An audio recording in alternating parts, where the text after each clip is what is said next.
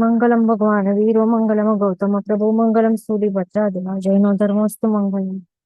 આપણે દંડક ભણી રહ્યા છીએ, જેના રચયિતા છે શ્રી ગજસાર મુનિ ભગવંત. હવે આપણે લાસ્ટ ક્લાસમાં આપણું શરીર દ્વાર થઈ ગયું હતું. હવે આપણે બીજો દ્વાર, તે છે અવગાહના દ્વારે સ્ટાર્ટ કરશું. જે ગાથાને સેકન્ડ લાઈનમાં એનું એ સ્ટાર્ટ થાય છે, તો એનું હવે વિવેચન લેવાનું છે. બીજું છે અવગાહના દ્વાર. હવે અવગાહના એટલે કે શું હોય છે? અવગાહના એટલે કે શરીરની હાઈટ કે ઊંચાઈ, એટલે કે એ આકાશ પ્રદેશોનું કેટલું ભાગ એ ઓક્યુપાય કરીને શરીર રહેલું છે, તો તેને કહેવાય છે આ અવગાહના દ્વાર કહેવાય છે. તો એમાં બે પ્રકારે છે, અહીંયા દેખાય છે આપણને. તે બે પ્રકારે છે, એક તો ઉત્કૃષ્ટ અવગાહના અને બીજું છે જગન્ય અવગાહના. ઉત્કૃષ્ટ એટલે મેક્સિમમ, વધારેમાં વધારે કેટલું હોઈ શકે? કોઈક જીવના જે મૂળ શરીર અથવા તો ઉત્તર શરીરની નું હાઈટ એ વધારે કેટલું હોઈ શકે? કે એનાથી વધારે હોઈ જ નહીં શકે. તે કેટલું હોય? અને બીજું છે આ જગન્ય અવગાહના. મૂળ શરીરની ઓછામાં ઓછી હાઈટ કેટલી હોઈ શકે? કે ઉત્તર શરીરની હાઈટ ઓછામાં ઓછી જગન્ય કેટલી હોઈ શકે? તો એવી રીતે બે પ્રકારે આ અવગાહના રહેલી હોય છે. ઓકે, ધ્યાન રાખવાનું. તો અહીંયા આપણને અહીંયા આ પિક્ચરમાં શું દેખાય છે? આ યુનિટ ઓફ મેઝરમેન્ટ છે. તો તે અહીંયા બતાડેલું છે. આ શું છે? આપણા પોતાનું જે ફિંગર છે ને, ફર્સ્ટ ફિંગર છે, જે તર્જની જે ફર્સ્ટ ફિંગર છે, તો તે અહીંયા દેખાય છે આપણને. હવે એની અંદર અહીંયા આપણે આ ડિઝાઇન દેખાય છે. આ ડિઝાઇન શું છે? એ જવ છે. આ એક જવ છે. તો અહીંયા કેટલા જવ દેખાય છે? અહીંયા 1 2 3 4 5 6 7 8 દેખાય છે. 8 અહીંયા કેટલા છે? 8 જવ છે અહીંયા. ઓકે, કેટલા છે? 8 જવ અહીંયા લાઈનમાં અહીંયા મૂકવામાં આવે તો એનું જે ડિસ્ટન્સ થાય છે તે કેટલું થાય છે? કેટલું કહેવાય છે?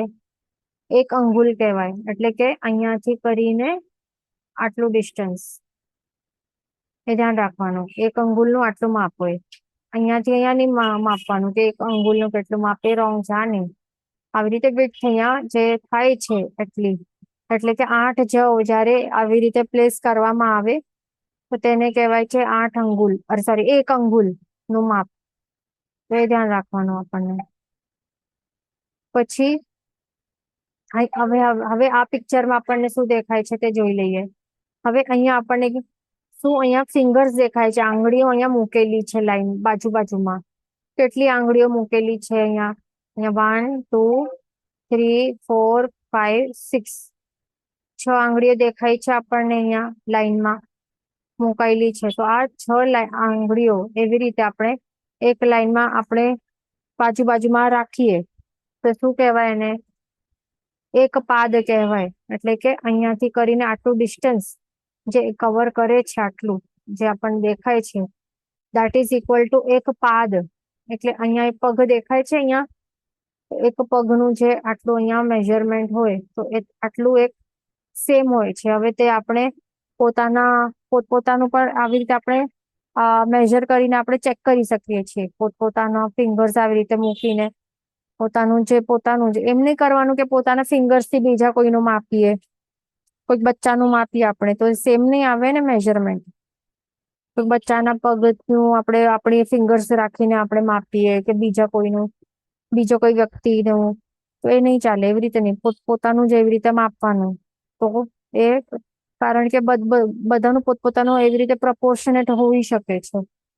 તો આવી રીતે કેટલા દેખાય છે? અહીંયા 6 અંગુલ દેખાય છે ને, એટલે 6 ફિંગર્સ. એટલે કે શું? આપણે અહીંયા જોયું ને કે એને 1 અંગુલ કહેવાય. આ 8 જવ ઇઝ ઇક્વલ ટુ 1 અંગુલ. અને અહીંયા કેટલા અંગુલ છે? અહીંયા 6 અંગુલ ભેગા કર્યા છે. 6 અંગુલ ઇઝ ઇક્વલ ટુ એક શું? પાદ. ઓકે, હવે 2 પાદ અહીંયા દેખાય છે આપણને આ ફોટોમાં. 2 પાદ એટલે કે 2 પગ અહીંયા સાથે જોઈન કરીને અહીંયાથી જોઈન કરીને અંગૂઠાથી જોઈન કરીને મૂકેલા છે બાજુમાં. તો હવે અહીંયાથી કરીને આટલું ડિસ્ટન્સ છે કવર કરે છે બે પાદ મળીને, ધેટ ઇઝ ઇક્વલ ટુ કેટલું?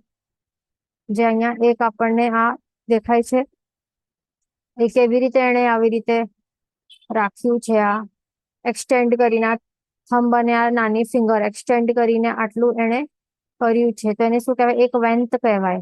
અહીંયા દેખાય છે વેન્થ, એક વેન્થ. ઓકે, એટલે બે પાદ 1+1, અહીંયા પાદ દેખાય છે ને, એટલે કે બે પાદ. તો બે પાદ ઇઝ ઇક્વલ ટુ એક વેન્થ. તો આપણે પોતાનું જેવી રીતે ઉભા રહીને જશું અને બાજુમાં રાખીને અને આવી રીતે એક્સટેન્ડ કરીને થંબ અને લિટલ ફિંગર એક્સટેન્ડ કરીને જોશું તો ઇક્વલ આવશે.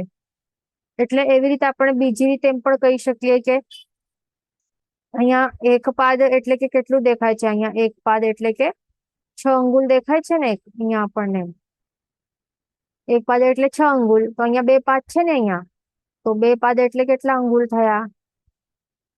2 6 કેટલા? 12 થયા ને. એટલે બે પાદ ઇઝ ઇક્વલ્સ ટુ 12 અંગુલ પણ આવી શકે છે, અથવા તો એક વેન્થ એમ પણ કહી શકાય. ધ્યાન રાખવાનું. અથવા તો એમ પણ કહી શકાય કે એક વેન્થ ઇઝ ઇક્વલ ટુ 12 અંગુલ, એમ પણ કહી શકાય ને. તો એવી રીતે છે. આ બધા મેઝરમેન્ટ યાદ રાખવાના છે આપણને. પછી હવે અહીંયા શું દેખાય છે આપણને? અહીંયા શું મેઝરમેન્ટ કરે છે?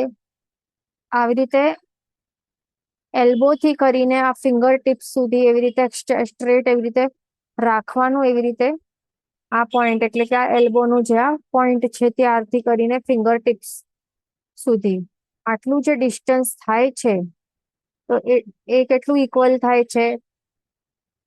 અહીંયા આપણને દેખાય છે ને, આ બે વેથ એવી રીતે અહીંયા આ એક હાથ દેખાય છે, આવી રીતે એક્સટેન્ડ કર્યો છે આમ, અને આ બીજો હાથ દેખાય છે એવી રીતે એક્સટેન્ડ કર્યો છે. તો આ એને શું કહેવાય? એને એક વેન્થ કહેવાય ને.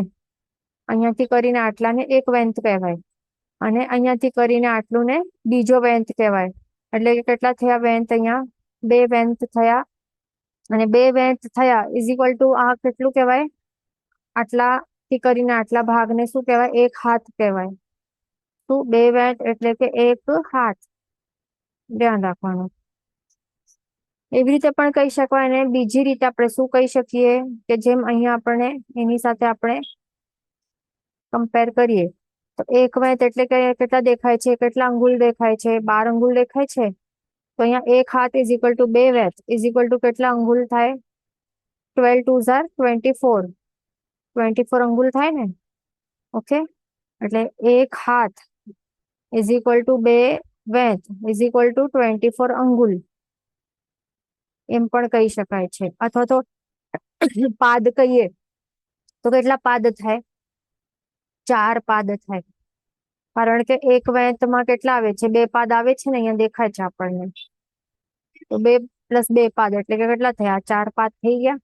એટલે એક હાથ એટલે કે 4 પાદ, અથવા તો બે વેન્થ એટલે અથવા તો 24 અંગુલ. તો એવી રીતે આ મેઝરમેન્ટ છે. આ હવે અહીંયા તો હવે આપણને આ બધા જે પણ અહીંયા એક્સપ્લેન કરે આપણે અવગાહના દ્વારમાં આ જે બેઝિક છે યુનિટ ઓફ મેઝરમેન્ટ, તે આપણને આ યાદ રાખવાના છે, કારણ કે આગળના ડિસ્ક્રિપ્શન વિવેચનમાં બધું કામમાં આવશે.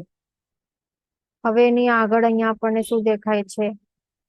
તો અહીંયા આપણને શું દેખાય છે કે આપણે શું ભણ્યા? 12 અંગુલ એટલે કે એક વેન્થ. એક વેન્થ એટલે યાદ છે ને, એક અંગૂઠો અને અહીંયા નાની આંગળ એવી રીતે એક્સટેન્ડ કરીને રાખીએ તો આટલો એક વેન્થ હોય છે. અને એક વેન્થમાં કેટલું આવે? 12 અંગુલ આવી જાય. બે વેન્થ એટલે કે એક હાથ આવી જાય. 4 હાથ એટલે કે એક ધનુષ્ય, યાદ રાખવાનું. હવે 4 હાથ એટલે કે અહીંયા દેખાય, અરે આપણને આ ફોટો દેખાય છે, આ હાથ છે અહીંયાથી કરીને એલ્બો સુધી, ફિંગર ટિપ્સ થી કરીને એલ્બો સુધી, એને શું કહેવાય? અહીંયાથી કરીને આટલા ડિસ્ટન્સ એક હાથ કહેવાય. તો આવી રીતે કેટલા હાથ લેવાના છે આપણને? મલ્ટીપ્લાય બાય 4, 4 હાથ લેવાના આવી રીતે. તો 4 હાથ ઇઝ ઇક્વલ ટુ શું? એક ધનુષ, યાદ રાખવાનું આપણને. અહીંયા દેખાય છે, અહીંયા લખેલું પણ છે. ઓકે, અહીંયા આપણે એને શું કર્યું? ઝૂમ ઇન કર્યું છે. તો અહીંયા આપણને શું દેખાય છે કે 4 હાથ ઇઝ ઇક્વલ ટુ શું? એક ધનુષ, અથવા તો એને દંડ પણ કહેવાય છે. ઓકે, 4 હાથ એટલે કે એક ધનુષ અથવા તો એક દંડ. અને અહીંયા શું દેખાય છે? 2 હાથ ઇઝ ઇક્વલ ટુ એક કુક્ષી અથવા તો એક વામ. એ પણ યાદ રાખવાનું. 2 હાથ એટલે કે અહીંયાથી કરીને એટલે એક હાથ છે, તો આવી રીતે હજી એક હાથ આવી રીતે જોઈન કરવાનો અહીંયાથી કરીને આટલું. તો 2 હાથ એટલે કે એક કુક્ષી અથવા તો એક વામ. 4 હાથ એટલે કે એક ધનુષ અથવા તો એક દંડ. પછી 2000 ધનુષ ઇઝ ઇક્વલ ટુ એક ઘાવ. ધ્યાન રાખવાનું. 2000 ધનુષ નો કેટલા એક ઘાવ બને છે, ધ્યાન રાખવાનું. અને 4 ઘાવ ઇઝ ઇક્વલ ટુ એક યોજન. આ તો આપણે પહેલા પણ ભણ્યું હતું, એટલે બધાને આ તો ખ્યાલ જ હશે. તો આટલું આપણે આ સમજી લીધું. 4 હાથ એટલે કે એક ધનુષ, 2000 ધનુષ એટલે કે એક ઘાવ, 4 ઘાવ નો એક યોજન થાય છે. ઓકે, હવે આપણને એક ઉત્સેન્ધાંગુલના પ્રમાણે એક યોજન એટલે કે 12 કિલોમીટર થાય છે. એટલે કે શું કે હમણાંના ટાઈમમાં આપણે જોઈએ તો એક યોજનના હમણાંનું કેટલું 12 કિલોમીટર થાય, તો એટલું એક યોજન કહેવાય. અને એ પણ આ પરફેક્ટ નથી. આ શું છે? અપ્રોક્સિમેટ. એવી રીતે અહીંયા એડ કરી લેવાનું કે અપ્રોક્સિમેટલી એટલે અંદાજન કહીએ ને કે અંદાજથી 12 kilometre. Not exact and not perfect, but approximately અંદાજથી 12 કિલોમીટર પ્લસ માઇનસ કઈ હશે, તો આટલું એક યોજન થાય છે. ધ્યાન રાખવાનું. હવે અહીંયા આપણને શું દેખાય છે? આત્માંગુલ, ઉત્સેદાંગુલ અને પ્રમાણાંગુલ. તો આત્માંગુલ એટલે કે શું? આત્માંગુલ એટલે કે આપણે પોતાનું જોઈએ, પોતાનું અંગુલનું જેટલું પોતાનું આપણે પોતપોતાના જે અંગુલ છે ને એનું આપણે માપ કરીએ, તો એ કહેવાય આત્માંગુલ. બીજા કોઈ પર્સન છે, બીજો કોઈ, તો એના માટે એનું આત્માંગુલ એટલે પોતાનું અંગુલનું માપ, એટલે એનું એ આત્માંગુલ એના માટે.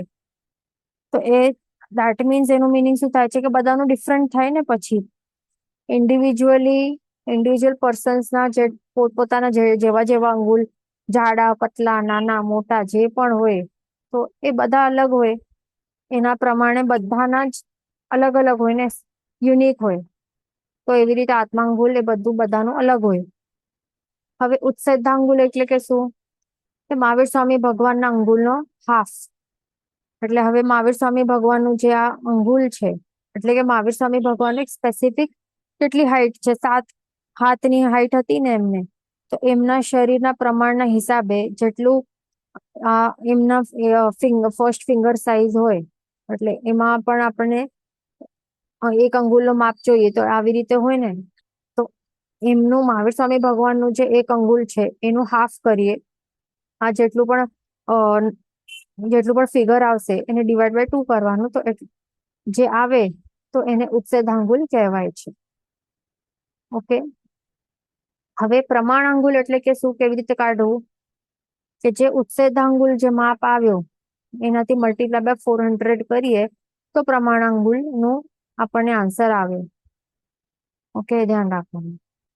આપણને અહીંયા એક ફોટો દેખાય છે, એમાં આપણને આ જે બિલ્ડિંગ નું સ્ટ્રક્ચર દેખાય છે, તો એ દુબઈમાં રહેલું એક બુર્જ ખલીફા નામનું આ બિલ્ડિંગ સ્ટ્રક્ચર છે, જે ઘણું જ કહેવાય છે કે ઘણું જ લાંબા હાઈટ વાળું છે આ.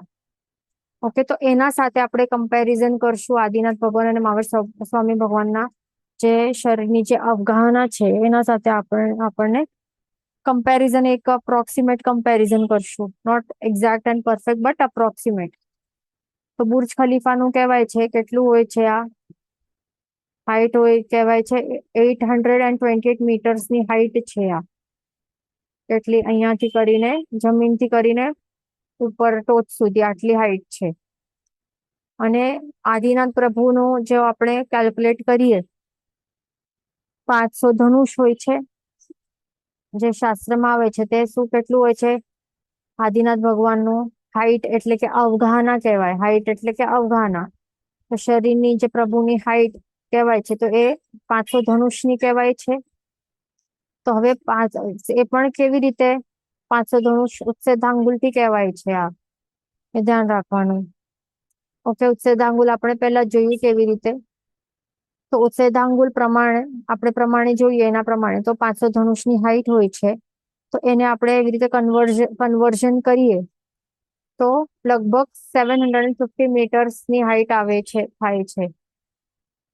ઓકે, તો જમીનથી કરીને એવી રીતે ઉભા રહે સ્ટ્રેટ તો કંઈક અહીંયા સુધી પહોંચે, અને બુર્જ ખલીફા થોડુંક એમના હાઈટ કરતા મોટું. એટલે આપણે અહીંયા ઉભા રહીએ ને, સાચે ત્યાં જઈને ઉભા રહીએ તો આપણે આટલા નાનકડા કીડી જેટલા દેખાઈએ, અને ઉપર જોઈએ તો કે બુર્જ ખલીફા આટલું હોય તો એનાથી થોડુંક કંઈક ઓછું અહીંયા સુધી આદિનાથ ભગવાનની હાઈટ હોય છે.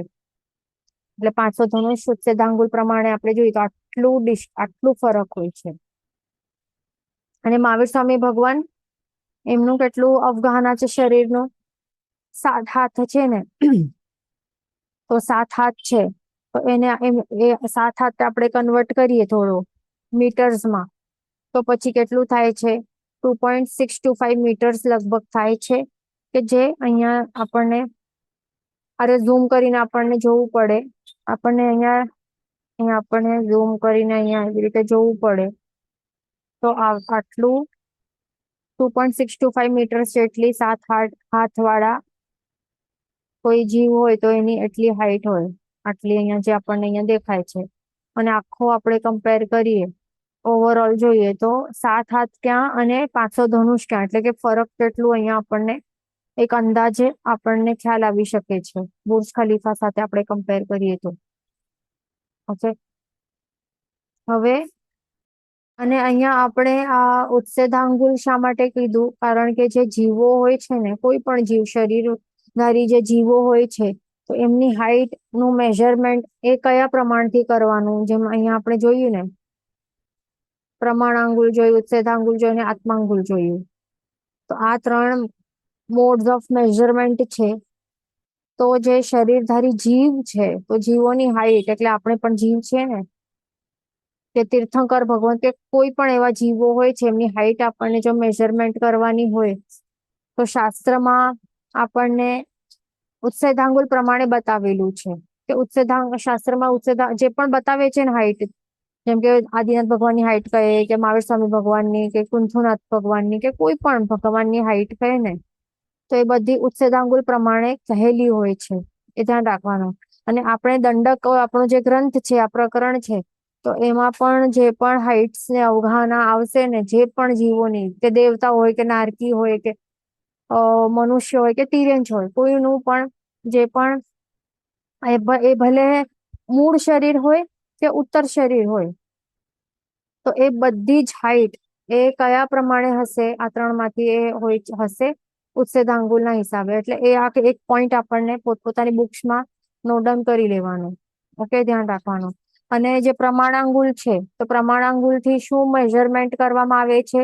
જે પણ એવા શાશ્વતા પદાર્થો રહેલા હોય છે ને, જે પણ શાશ્વતા પદાર્થો રહેલા હોય, શાશ્વતા એટલે કે વોટ ડઝ ધેટ મીન? એટલે જે which cannot be created, which cannot be destroyed, જે પહેલાથી રહેલું છે અને રહેલું એટલે રહેશે life time for ever and ever માટે, અનંતકાળ સુધી. એટલે અનાદિકાળથી હતું, હમણાં છે અને અનંતકાળ સુધી રહેશે. તો એવા પદાર્થોને કહેવાય શાશ્વતા, કે જેણે કોઈ પણ ક્રિએટ નથી કર્યું, ન તો એ કોઈના પણ દ્વારા ડિસ્ટ્રોય પણ થઈ નહીં શકશે, ન તો પ્રાકૃતિક એટલે કે નૈસર્ગિક પ્રકોપથી પણ નહીં થઈ શકે, કે કોઈ દેવતા દ્વારા, કે મનુષ્ય, કે તિર્યંચ દ્વારા કોઈ પણ એને ડિસ્ટ્રોય નહીં કરી શકે, ન ક્રિએટ કરી શકે. તો એવા પદાર્થોને શાશ્વતા પદાર્થ કહેવાય. તો એ બધા જ શાશ્વતા પદાર્થો જે પણ હોય છે, જે પણ આ શાસ્ત્રમાં આપણે બુક્સ જે પણ આગળ ભણશું, ગ્રંથો ભણશું, હવે લઘુ સંગ્રહણી આવશે આ દંડકના બાદ, તો એમાં પર્વત ને ફૂટ આવશે, શિખર આવશે, ને ઘણા નદીઓ આવશે, તો એ ક્ષેત્ર આવશે. તો એ બધાના જે પણ ડિસ્ટન્સીસ જે મેઝર કરવામાં આવશે ને, એટલે કે સમજો કે આ નદીનું અમુક એવું આટલું ડિસ્ટન્સ છે, કે પર્વત આટલા યોજન પ્રમાણ છે, 12 યોજનનું છે, કે 10 યોજનનું છે, કે એવું કંઈ પણ હશે ને, તો એ બધા માપ એ આ 3 માંથી કોના હિસાબે રહેલા હશે? જે પણ શાશ્વતા પદાર્થ હશે, તો એ બધા પ્રમાણાંગુલના હિસાબે રહેલા હશે. ખાસ ધ્યાન રાખવાનું. જે પણ લઘુ સંગ્રહણીમાં શાશ્વતા પદાર્થોની જે પણ આવશે વાત, મેઝરમેન્ટ, એ બધું પ્રમાણાંગુલના હિસાબે. અને ઉચ્છેદાંગુલ એ બધા શરીરી જીવો ની અવગાહના માટે એ યુઝ કરાશે શાસ્ત્રમાં. અને આત્માંગુલ એટલે કે પોતપોતાનું જે પણ માપ હોય તે ઇન્ડિવિજ્યુઅલી જે પણ પોતપોતાને કેવી રીતે માપ કરવાનું, પોતાના અંગુલ પ્રમાણે માપવાનું કે કેટલું બેંત છે, કેટલું પાદ છે, કેટલું હાઈટ છે, એ બધું એવી રીતે. અથવા તો તે હવે આપણને એવું અથવા તો જે આત્માંગુલ એનું મેઝરમેન્ટ આપણને એવી રીતે શાસ્ત્રમાં એવી રીતે આવી શકશે કે કોઈક એવા અમુક કાળમાં રહેલું કોઈ પણ એવું તે ટાઈમમાં રહેલા જે પણ એવા પ્રમાણસર જે પણ શરીરો રહેલા હોય છે, તો એવી રીતે એ આત્માંગુલ ત્યારે એ યુઝ કરવામાં આવશે. તો એવી રીતે આપણે જોયું કે કેવી રીતે યુઝ કરવા અને ક્યાં યુઝ કરવામાં આવશે આ બધા માપો. ઓકે, હવે અહીંયા આપણે આ જીવોના માપ જે પણ છે તો એ હવે આપણને જોવાનું છે. આ ગાથા પ્રમાણે આપણને જોવું પડશે. અહીંયા આપણે ગાથા નંબર 5 અહીંયા આપણે લાસ્ટ ક્લાસમાં ગ્રહણ કરી હતી. તો એમાં શરીર દ્વાર ફર્સ્ટ લાઈનમાં શરીર દ્વાર વિશે હતું અને સેકન્ડ લાઈનમાં અવગાહના દ્વાર વિશે હતું. બરાબર, અહીંયા આપણને દેખાય છે થાવર ચૌગે દુહો અંગુલ અસંખ્ય ભાગ તણું. તો હવે એનું વિવેચન આપણે પાછું એક વખત જોઈ લઈએ. એટલે ગાથાર ચાર સ્થાવર બંને પ્રકારે અંગુલના સંખ્યાત્મક ભાગ જેટલા શરીર વાળા છે. તો અહીંયા આપણે બંને પ્રકાર એટલે કે શું છે? ફર્સ્ટ ઓફ ઓલ આ કયો દ્વાર છે? આ છે અવગાહના, બીજો અવગાહના દ્વાર. અને અવગાહના દ્વારના કેટલા પ્રકાર છે? આપણે પેલા જોયું કે 2 પ્રકાર રહેલા છે અવગાહના દ્વારના. તે જ અહીંયા કહે છે બંને પ્રકાર. એટલે કે બંને પ્રકાર કયા છે અવગાહના દ્વારના? પહેલું પ્રકાર છે ઉત્કૃષ્ટ અવગાહના અને બીજું પ્રકાર છે જઘન્ય અવગાહના. તો તે જ કહે છે કે 4 સ્થાવર. તો 4 જ એમ સ્થાવર 5 હોય ને, પણ અહીંયા 4 જ કહે છે કારણ કે 5મું સ્થાવર પછી આગળ આવશે.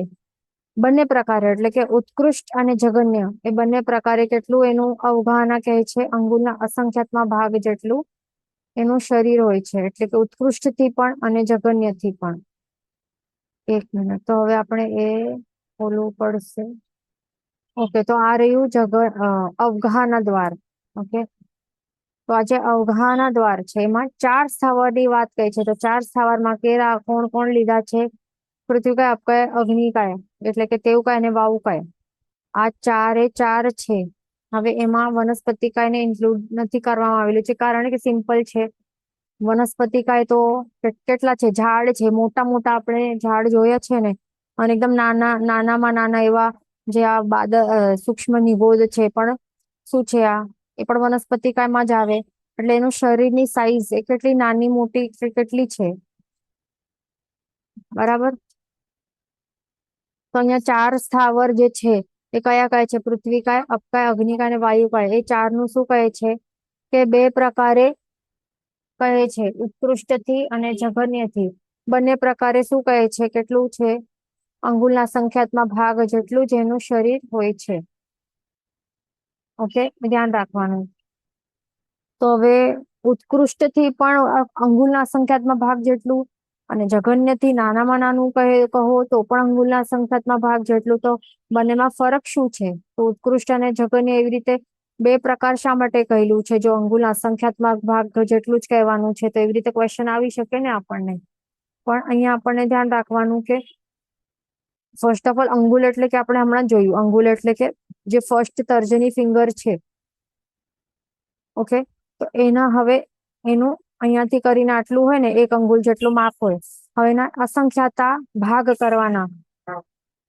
એટલે કે એવી રીતે એને ડિવાઈડ કરવાનો, આમ અસંખ્યાતા એવા ભાગ કરવાના અને એનું એક અસંખ્યાતનું ભાગ લેવાનું. બસ આટલું નાનકડું એનું શરીરની અવગાહના કહેલી છે. આ 4 પૃથ્વી, આપકાય, તેવકાય, વાવુકાય ની ઉત્કૃષ્ટ અથવા તો જઘન્ય પણ અવગાહના આટલી જ છે. પણ હવે એમાં પણ ઘણી બધી તરતમતા રહેલી હોય છે. એટલે ઉત્કૃષ્ટ શરીર કહેવાય છે એમાં, અને આ જઘન્ય શરીરની અવગાહનામાં ફરક કેટલું? અસંખ્ય ગણું. અસંખ્યાતા મલ્ટીપ્લાઈડ ટાઈમ્સ આટલું મોટું રહેલું હોય છે, એટલું બધું ફરક હોય છે. એટલે એવી રીતે નહીં સમજવાનું કે અસંખ્યાતમાં અસંખ્યાત અંગુના અસંખ્યાતમો ભાગ કહેવાય છે તો આટલા ના આટલું જ હોય. હવે એમાં આપણને ખ્યાલ છે કે પૃથ્વી કાય છે એ પૃથ્વી કાય આપકાય અગ્નિ કાય વાયુ કાય, એમાં બાદર પણ હોય ને સૂક્ષ્મ પણ હોય છે ને. સૂક્ષ્મ અને બાદર હોય છે, બંને ટાઈપના હોય છે ને. તો હવે અહીંયા આ બાદર અને જીવ વિચારમાં આપણે ભણી લીધું છે કે બાદર આ સ્થાવર ટાઈપના જે આ બાદર જીવો છે, બાદર શરીર વાળા છે કે સૂક્ષ્મ વાળા જે જીવો છે શરીર વાળા, તો એમાં ફરક શું છે એ આપણે જોઈ લીધું હતું. સૂક્ષ્મ જે છે એમાં એમનું શરીરનું સાઈઝ આટલું ટાઈની હોય છે, આટલું નાનું હોય છે કે એ ઘણા બધા શરીરોનું ગ્રુપ બની જાય, સાથે ભેગા થાય તો પણ આપણે કોઈ પણ ઇન્દ્રિયથી ગ્રાહ્ય નથી બનતા ને. એ આપણે એ એક્સપ્લેનેશન યાદ હશે બધાને જીવ વિચારમાં. અને બાદરનું પણ આપણે એક્સપ્લેનેશન શું આપણે લીધું હતું, શું જીવ વિચારમાં શું આવે છે કે બાદર આ પૃથ્વી કાય આપકાય અગ્નિ કાય કે વાયુ કાય કોઈ પણ આપણે લઈએ તો એમાં એક જ શરીર જો એમનું રહેલું હોય, સિંગલ જીવ રહેલું હોય ને, બાદર પૃથ્વી કાય હોય કે બાદર આ કોઈ પણ સિંગલ શરીર હશે ને તો પણ દેખાશે નહીં કઈ આપણને આંખથી. તો એ દેખાશે ક્યારે? જ્યારે એમનું અસંખ્યાતા જીવોનું એક ગ્રુપ બનશે ને, સાથે આવશે ને, તો ત્યારે જ એને કાંકરું દેખાશે કે એક પથ્થર દેખાશે કે પાણીનું ટીપું દેખાશે કે અગ્નિનું એક તણખલું દેખાશે કે વાયુ એ સ્કિન ઉપર શરીર ઉપર ફીલ થશે, એવું હોય છે. પણ જો બાદર જીવો પણ એક જ સિંગલ જ હશે ને, એક જ સિંગલ પૃથ્વીકાયનો જીવ એક સિંગલ હશે કે એક અપકાયનું એક જીવ નું શરીર સિંગલ હશે કે અગ્નિકાયનું એક સિંગલ હશે કે વાયુકાયનું એક સિંગલ હશે જીવ, એક જ શરીર આવી રીતે હશે તો એ આપણને ઇન્દ્રિયોથી એ ગ્રાહ્ય નહીં બનશે. એ ખાસ ધ્યાન રાખવાનું. કારણ કે ભલે આ બાદર છે છતાં પણ એમનું શરીરનું જે અહીંયા દેખાય છે ઉત્કૃષ્ટથી પણ કે જઘન્યથી પણ કેટલું છે, આ શરીરની અવગાહના કેટલી છે, અંગુલના સંખ્યાત્મક ભાગ જેટલી જ છે. એટલે મોટામાં મોટી શરીરની સાઈઝ પણ લઈએ તો પણ અંગુલના સંખ્યાત્મક ભાગ જેટલી હોય, તો પછી એક જ સિંગલ હોય તો આપણને ભલે બાદર શરીર વાળું છે આ, છતાં પણ આપણને ઇન્દ્રિયથી ગ્રાહ્ય નહીં બને. આ બાદર જીવો ઇન્દ્રિયથી ગ્રાહ્ય ક્યારે બનશે? જ્યારે અસંખ્યાતા ક્વોન્ટિટીમાં જ્યારે પૃથ્વીકાયના જીવો સાથે આવશે, ગ્રુપમાં આવશે, તો ત્યારે એક આપણને પથ્થર, કાંકરી કે કંઈક મીઠું, નમક કે કંઈક દેખાશે આપણને અને ઇન્દ્રિયથી ગ્રાહ્ય બનશે આપણને. પાણીના પણ જીવો સંખ્યાતા એક સાથે આવશે ત્યારે પાણીનો ડ્રોપલેટ દેખાશે. એવી રીતે આ બધાનું એવી જ રીતે છે. તો અહીંયા આપણે સમજી લીધું કે કેવી રીતે હોય છે. ઓકે. અને સૂક્ષ્મ જીવોનું કેવી રીતે? અસંખ્યાતા સાથે આવી જશે ને ગ્રુપમાં, સૂક્ષ્મ પૃથ્વીકાયના જીવો ગ્રુપમાં અસંખ્યાતા ભેગા થઈને આવી જશે તો પણ આટલા સૂક્ષ્મ છે એમનું શરીર કે જેમ દેખાય છે ને, જગન્ય પણ શરીર કેટલું છે, અંગુલના અસંખ્યાતમાં ભાગ જેટલું જ છે, પણ એ કેટલું નાનું છે કે અસંખ્યાતા સાથે પણ આવી જશે ને ગ્રુપમાં આ સૂક્ષ્મ પૃથ્વીકાય કે સૂક્ષ્મ આપકાય કે સૂક્ષ્મ અગ્નિકાય કે સૂક્ષ્મ વાયુકાયના જીવો તો પણ પાંચે પાંચ ઇન્દ્રિયો દ્વારા ગ્રાહ્ય બની જ નહીં શકશે. આપણને ખ્યાલ જ નહીં આવશે કે છે કે નહીં. દેખાય નહીં, સ્પર્શાય નહીં, ટેસ્ટ નહીં ખબર પડે, ન આકાર દેખાય, ન કઈ નહીં થાય. એવી રીતે છે, ધ્યાન રાખવાનું. ઓકે. એટલે અહીંયા આપણને એક વાત અહીંયા ક્લિયર થઈ ગઈ હશે કે અવગાહના દ્વારમાં જો આપણે અહીંયા સ્થાવર જીવોનું વિશે આપણે અવગાહના જોઈ રહ્યા છીએ ને, તો એવી રીતે અવગાહના નથી લેતા કે એક પર્વતની અવગાહના કેટલી છે. કારણ કે પર્વત તે આખો એક જીવ નથી, કઈ પૃથ્વીકાયનો તે આખો જીવ છે ના, તે પૃથ્વીકાય જીવોના એક સમૂહથી બનેલું છે. તો અવગાહના દ્વારમાં આપણને અવગાહના લેવાની છે તો કોઈક એક જ પૃથ્વીકાય જીવની અવગાહના લેશું ને. એક જ કોઈ પૃથ્વીકાય જીવનું શરીરની હાઈટ લેવાની છે કે અપકાયનું પણ આટલું બધું સમુદ્ર છે તો એનું આ સમુદ્રનું હાઈટ નથી લેવાનું, પણ એક જ જે અપકાયનું જે જીવ છે એના જ શરીરનું હાઈટ લેવાનું છે મેજરમેન્ટ. કે અગ્નિકાયનું એક જ છે આ જીવનું કે વાયુ કઈનું પણ એમ જ. તો એ આપણને ધ્યાન રાખવાનું. હવે આટલું આપણે આપણું ક્લિયર થઈ ગયું. હવે આપણને અહીંયા શું કહે છે કે જે અવગાહનાના માપમાં અંગુલ શ્રી મહાવીર પ્રભુના આત્માંગુલથી અર્ધ પ્રમાણનું ઉચ્છેદાંગુલ ગણાય છે. જે આપણે હમણાં જ કીધું કે અહીંયા અવગાહના દ્વારમાં શું લેવાનું છે? આ ઓબ્વિયસલી શારીરિક જે શરીરધારી જીવો છે એના વિશે જ છે ને, દંડક પ્રકરણમાં એનું જ છે. મુક્ત જીવોનું તો છે નહીં, પણ શરીરધારી જીવો વિશે છે. તો એમાં આપણે એ જ જોયું કે કોઈ પણ શરીર વાળા જીવો, શરીરધારી જીવો છે, તો એમનો હાઈટ, શરીરની મૂળ શરીર કે ઉત્તર શરીરની હાઈટ જો મેજર કરવાની હોય તો કયા પ્રમાણથી ગણવાની હોય છે? તો તે ઉચ્છેદાંગુલ થી જ ગણવાની હોય છે. એ ધ્યાન રાખવાનું. અને એક ઉચ્છેદાંગુલ એટલે કેટલું? કે મહાવીર સ્વામી ભગવાનનું જે આત્માંગુલ છે એનું મેઝરમેન્ટ લેવાનું. ઓકે, આટલું એક મહાવીર સ્વામી ભગવાનનું એક આત્માંગુલ છે, એનું મેઝરમેન્ટ લેવાનું. જેટલું પણ આ ફિગર આવે ડિવાઈડ બાય 2 કરવાનું.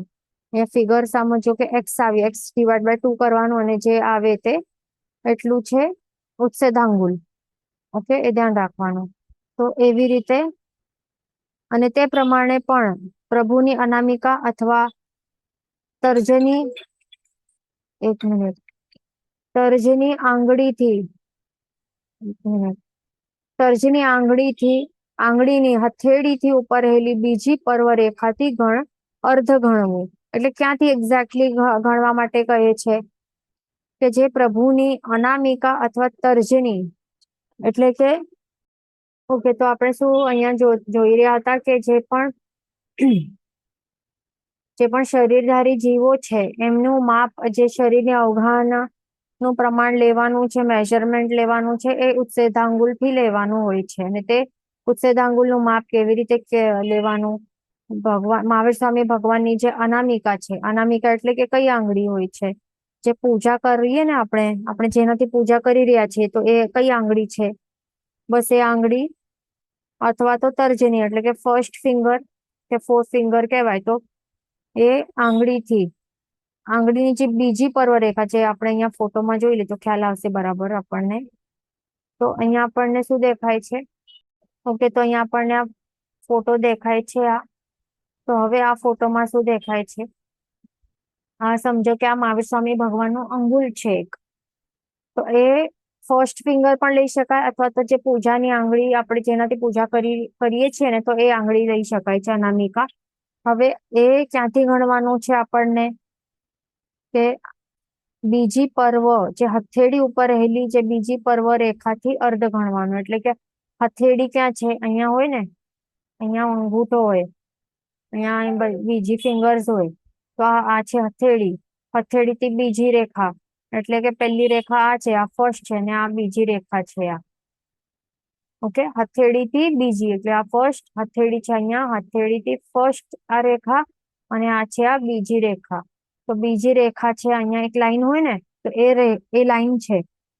તો એટલે એને પર્વ કહેવાય છે. તો આ લાઈન નું જે ડિસ્ટન્સ છે એ એક્ઝેક્ટ મેઝર કરવાનું. મહાવીર સ્વામીનું જે એક અંગુલ છે એ કેવી રીતે છે? ફર્સ્ટ ફિંગરની જે આ સેકન્ડ પર્વ વાળી જે રેખા છે એ મેઝર કરવાનું. એનું ડિવાઈડ બાય જે એક્સ આવશે, જે પણ ફિગર આવશે, એટલે કે એક્સ ડિવાઈડ બાય 2 કરવાનું, અર્ધ કરવાનું, અને જે પણ આન્સર આવશે તો દેટ ઇઝ ઇક્વલ ટુ એક ઉચ્છેદાંગુલ. હવે આ જે પણ આપણને એક અંગુલનું જે પણ આપણને મહાવીર સ્વામી ભગવાનનું જે અંગુલનું જે પણ એ મેઝરમેન્ટ આપણે લીધું ને, તો એનું આપણને ડિવાઈડ બાય અસંખ્યાતમાં ભાગ કરવાના, અને એમાંથી એક જ અસંખ્યાતનો આપણે ભાગ આપણને લેવાનું છે, એવી રીતે.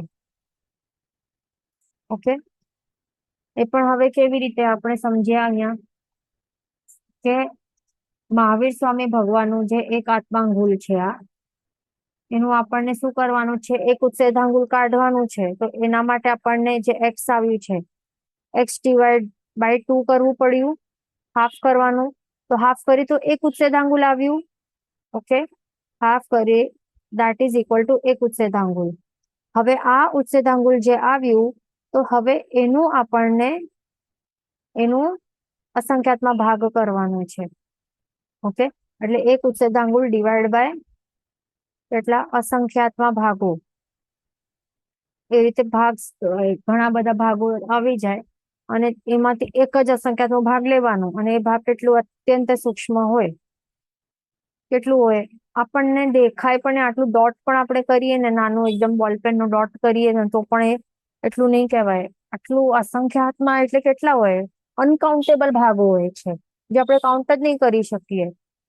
અને એટલું નાનકડું આટલું અત્યંત સૂક્ષ્મ એ શરીરનું હાઈટ હોય છે, જે આ 4 હોય છે, પૃથ્વી, આપકા, અગ્નિકાય અને તેવકાય અને વાયુકાય, આ 4 જે સ્થાવર જીવો છે એમનું શરીરનું હાઈટ કે અવઘાન આટલી સૂક્ષ્મ હોય છે, એ ધ્યાન રાખવાનું. એમ કહેવાય છે કે જે સૂક્ષ્મ દર્શક યંત્ર છે, એટલે કે જે એક હાઈ એવું પાવર વાળું જે માઇક્રોસ્કોપ હોય છે ને, સૂક્ષ્મ એટલે કે માઇક્રો અને દર્શક એટલે કે જે જોવામાં હેલ્પ કરે એવું યંત્ર એટલે કે મશીન કે ઇક્વિપમેન્ટ, એટલે કે એકદમ હાઈએસ્ટ પાવર જે હમણાં બનાવી શકે એવો ટાઈપનું માઇક્રોસ્કોપની રચના કોઈ પણ કરે જો સાયન્ટિસ્ટો, તો પણ પૃથ્વીકાય કે અપકાય કે અગ્નિકાય કે વાયુકાય નું માત્ર એક જ શરીર જે છે ને એને જોઈ જ નહીં શકે. સર્વોત્કૃષ્ટ કાચ કેટલા પણ હાઈ પાવર નું લેન્સ કે કેવું પણ કાંઈ પણ એવું ટેકનોલોજીથી બનાવે તો પણ એને કેચ નહીં કરી શકે. આટલું સૂક્ષ્મ હોય છે આ 4 જીવોનું એક જ શરીર. તો એ જે આ માઇક્રોસ્કોપ કેચ નહીં કરી શકે તો આપણને આવી નરી આંખથી ડાયરેક્ટલી થોડી ના આપણે જોઈ શકવાના છીએ. આંખ તો શું ટચ પણ નહીં કરી શકે, ફીલ પણ નહીં થઈ શકે, એટલે કે કોઈ પણ ઇન્દ્રિયથી ગ્રાહ્ય બની જ નહીં શકે. તો એવી રીતે આટલા સૂક્ષ્મ હોય છે.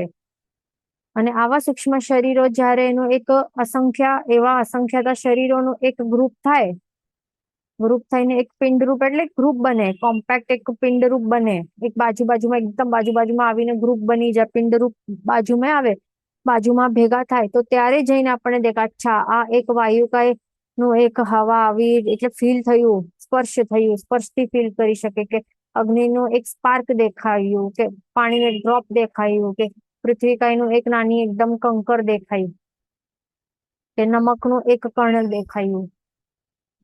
એક્ઝામ્પલ આપણે કહીએ છીએ, એમ તો ઘણા બધા અલગ ટાઈપ્સ ઓફ પૃથ્વીકાય હોય ને, તો એ કોઈ પણ લઈ શકાય એક્ઝામ્પલ માટે, જેમ કે કાંકરા, રેતી, પથ્થર જે પણ છે. તો ત્યારે જઈને આ ઇન્દ્રિયથી ગ્રાહ્ય બની શકે છે, એ ધ્યાન રાખવાનું.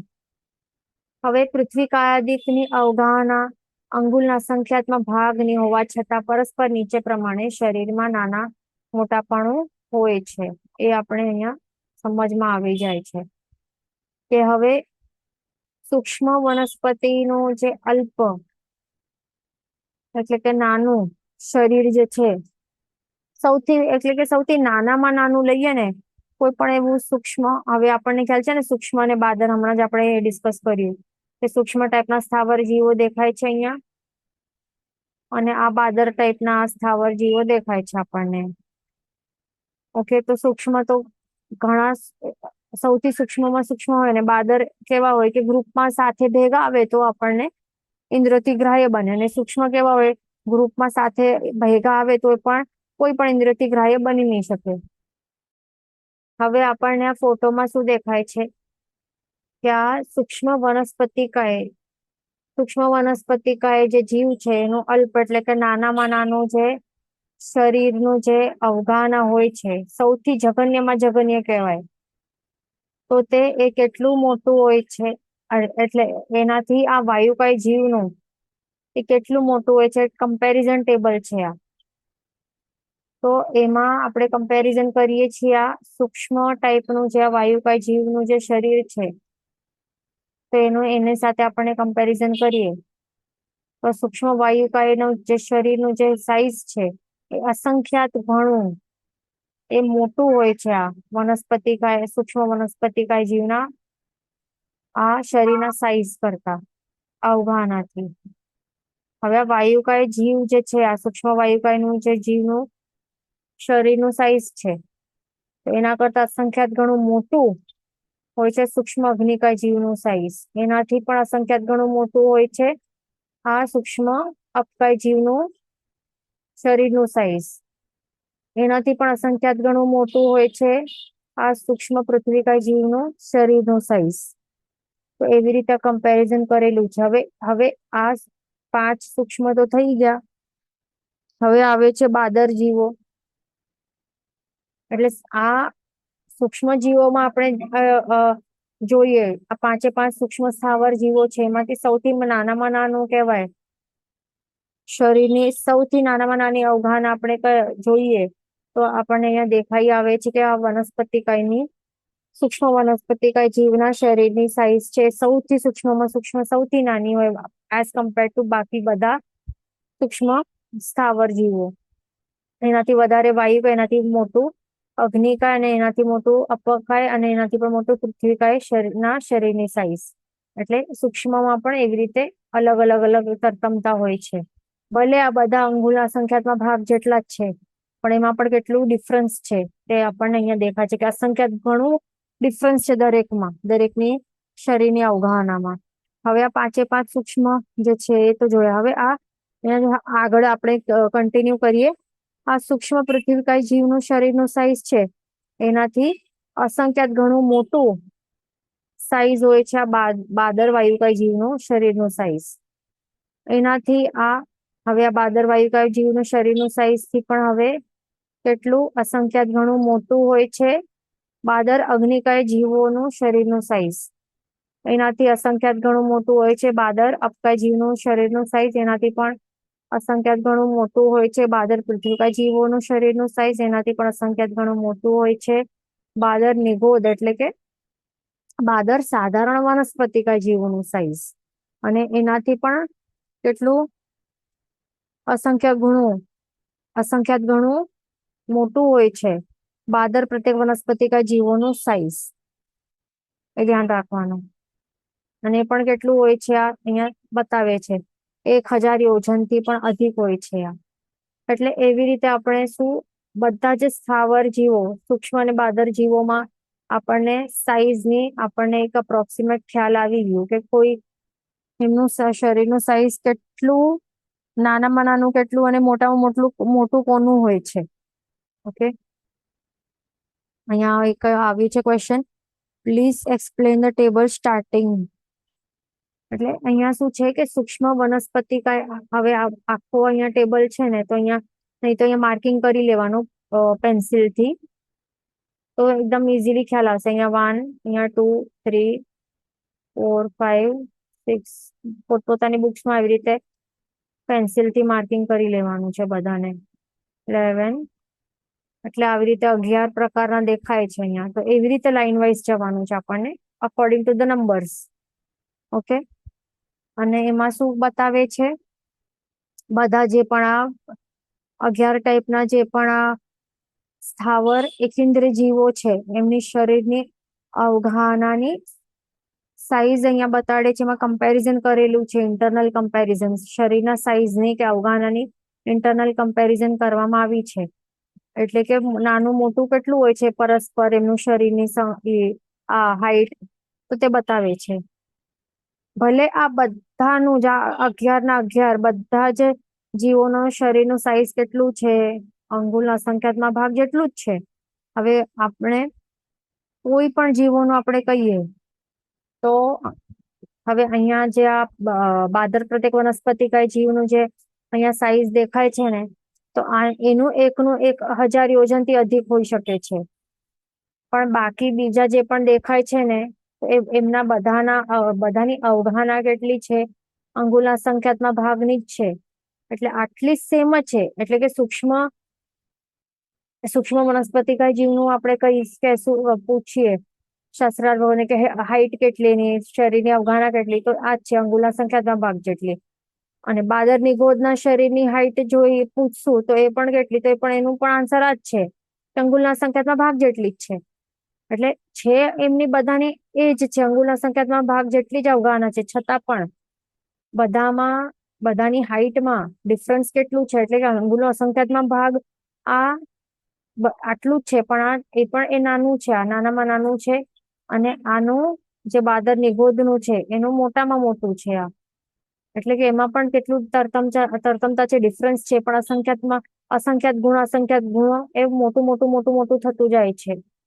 એટલે સૌથી નાનું આ સૂક્ષ્મ વનસ્પતિકા એ જીવનું અંગુલના અસંખ્યાતમાં ભાગ જેટલું અવગાહના છે, એનાથી અસંખ્યાત ગુણો મોટું મોટું મોટું મોટું થતા એવી રીતે બાદર જે નિગોદનું એ કહેવાય છે, એ અંગુલના અસંખ્યાતમાં ભાગ જેટલું જ છે, પણ એ પણ સૌથી મોટું છે તો પણ, અને એનાથી પણ સૌથી મોટું છે આ બાદર પ્રત્યેક વનસ્પતિકા એનું ની અવગાહના એ કેટલી છે, 1000 યોજનથી અધિક, એ ઉત્કૃષ્ટ અવગાહના અહીંયા બતાવી છે.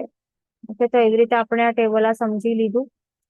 એટલે અહીંયા આપણે શું જોઈએ કે કોઈ પણ આ 5 સ્થાવર એકેન્દ્રીય જીવો છે એમની જઘન્ય કહીએ કે ઉત્કૃષ્ટ કહીએ, હાઈટ તો આ જ છે, અવગાહના તો આટલી છે, અંગુલના અસંખ્યાતમાં ભાગ જેટલી જ છે, પણ અસંખ્યાતનું ભાગ પણ નાનું કે મોટું હોઈ શકે છે, તે આપણે સમજી લીધું.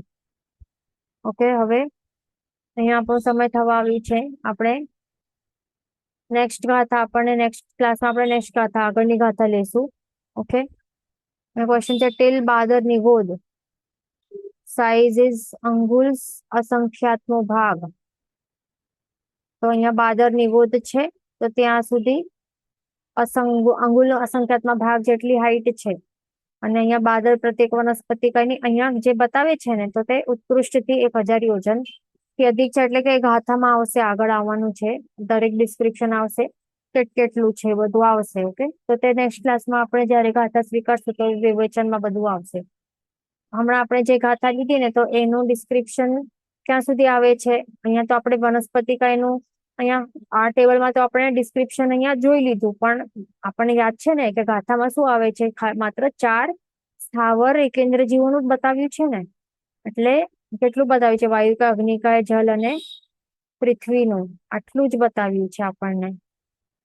ઓકે, આટલું જ આપણને બતાવ્યું છે કે અંગુલના સંખ્યાત્મક ભાગ જેટલું જ ઉત્કૃષ્ટ અને જઘન કે ઉત્કૃષ્ટ અંગુલના સંખ્યાત્મક ભાગ જેટલી જ એની અવગાહના હોય છે, એ જ બતાવી છે ને, પણ વનસ્પતિકાયનું નથી બતાવ્યું હજી આપણને, આ જે આપણે ગાથા ગ્રહણ કરી 5મી, પણ હવે આગળની ગાથા ગ્રહણ કરશું તો એમાં પછી આવશે વનસ્પતિકાયનું પણ આવશે ત્યાં પછી, તો ત્યારે આપણે સમજી લેશું. ઓકે, जिन वचन विरुद्ध बोलाय तो मिच्छामि दुक्कडं सर्वमंगल मांगल्यं सर्वकल्याणकारणं प्रदानं सर्वधर्माणां जयति शासनं प्रणाम.